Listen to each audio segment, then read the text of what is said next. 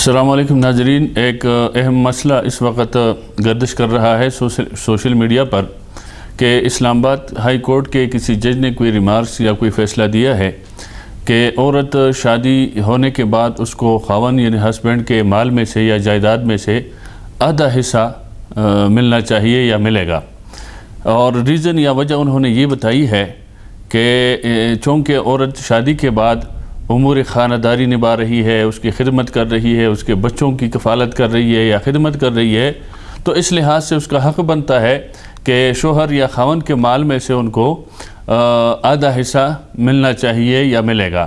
تو جہاں تک یہ بات ہے ان کی یا یہ ریمارکس انہوں نے دیے ہیں، تو اگر وہ اپنے ثوابی دیدی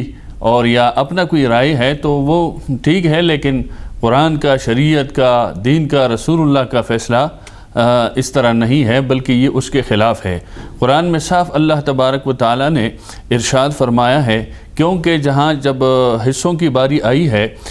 شریعت کے اندر کہ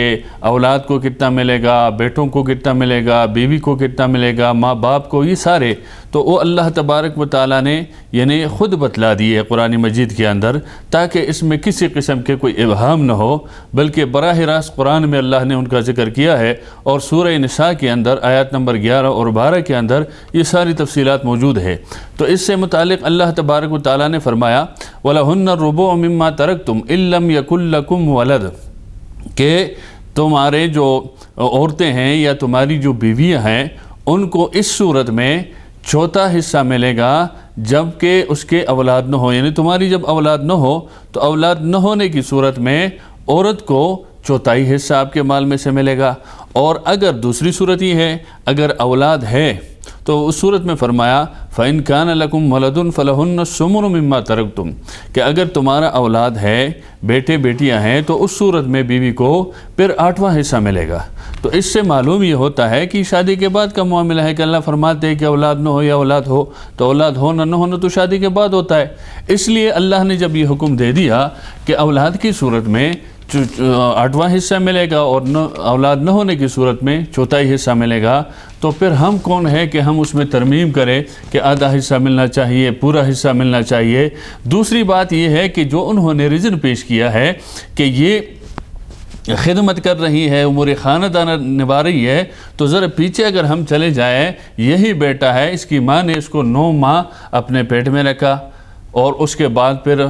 پیدائش کے وقت دیکھیں، پھر اس کے بعد 2-2.5 سال دودھ بھی پلایا، پھر اس کے ساتھ ساری محنت پریشانی اٹھائی ماں نے، تو ماں نے تو زیادہ خدمت کی ہے، تو پھر ماں کو کتنا ملے گا؟ پھر اس کے حساب سے یا اس عقل کے لحاظ سے، ایسے فیصلے کے لحاظ سے، تو پھر اس کو پورا حصہ دینا چاہیے اس بیٹے کے مال میں سے، جبکہ شریعت نے ہر چیز کو سامنے رکھ کر اور اللہ ہر آدمی کی فطرت کو جانتا ہے، اسی لحاظ سے اللہ نے قانون بھیجا ہے، احکام بھیجے ہیں۔ اس لیے ہمیں قرآن مجید کی طرف رجوع کرنا چاہیے، قرآن مجید کے فیصلے کو ماننا چاہیے، اور فَلَا وَرَبِّكَ لَا يُؤْمِنُونَ حَتَّى يُحَكِّمُوكَ فِي مَا شَجَرَ بَيْنَهُمْ ثُمَّ لَا يَجِدُوا فِي أَنفُسِهِمْ حَرَجًا مِّمَّا قَضَيْتَ وَيُسَلِّمُوا تَسْلِيمًا۔ اللہ فرماتے ہیں کہ اللہ کا جو فیصلہ ہے، اللہ کے رسول کا جو فیصلہ ہے، اس کو من و عن دل سے تسلیم کر لینا چاہیے، اور ہمیں بھی اس قسم کی باتوں میں نہیں آنا چاہیے۔ ہمیں اللہ اور اس کے رسول کے فیصلے کو ماننا چاہیے اور اس پر عمل کر دینا چاہیے،